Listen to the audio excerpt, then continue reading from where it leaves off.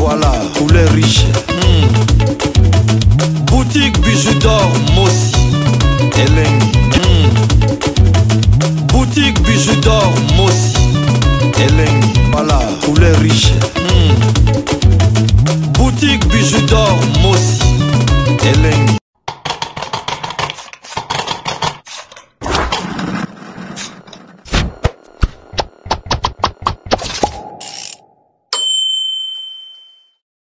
Yalo la famille, nalingi napesaka moi conseil moko ya muke.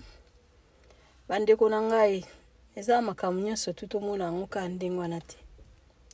Eza amona mwasi mosusu depo akola, ozwaka chance na yo moko te. Il faut ka mutu apesa yo mobali ube copain. Yo pe omona yango normal. Bandeko na ngai eza na biloko mosusu ya mokili. Donc, si vous avez il faut que ce soit là. Tala na nutambolela yo.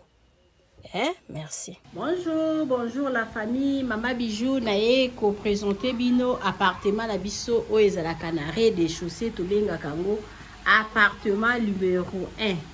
Appartement la biso numéro 1 oyo ezali na chambre, salon, cuisine. Toza na chambre, salon, cuisine. Donc appartement la biso eza propre makasi. Donc au bozomona eza na salle à manger. Bakiti nango yango yo. Appartement la biso eza nango na prix moko ya makasi te. Mama Bijou lobi benga ye au sala réservation appartement oyo bozomona ndenge ezali propre. Tokota na katikati ya salon na oza chambre nango. Chambre dango yango yo omoni ba regard wala to sali okoki koya na biloko ofungoli otandi biloko na yo awa. Donc li nango eza nango li ya 2 personnes. Eza vraiment munene makasi te mais eza vraiment ça va passable pour na 2 personnes. Eza na climatiseur. Chambre na biso yango yo. Tokota totala toilette nango. Tozala douche na biso douche debout. Boni toilette yangwana, place à composer yangoyo.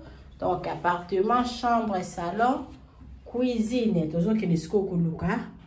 Cuisine nango. Vraiment, eza propre makasi, eza pona bino bato bozotala, pona babone ya Mama Bijou ya bato mopesanga confiance.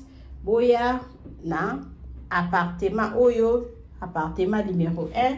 Mama Bijou alobi bokozala jamais de si total asko cuisine nango. Tokoti na cuisine na biso oyo ya appartement na biso oyo tobengaka appartement numéro 1.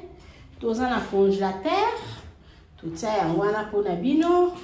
Toza na frigo, toza na cafetière et puis toza na réchaud ya 4 plaques. Cuisine na biso eza munene makasi, botali eza na espace. Cuisine na biso ya ngoyo, okoki pe kotia bakiti awa, ovandi ozolamba okozala jamais dessus. Omoni cuisine na biso ya ngoyo, eza wana po na bino.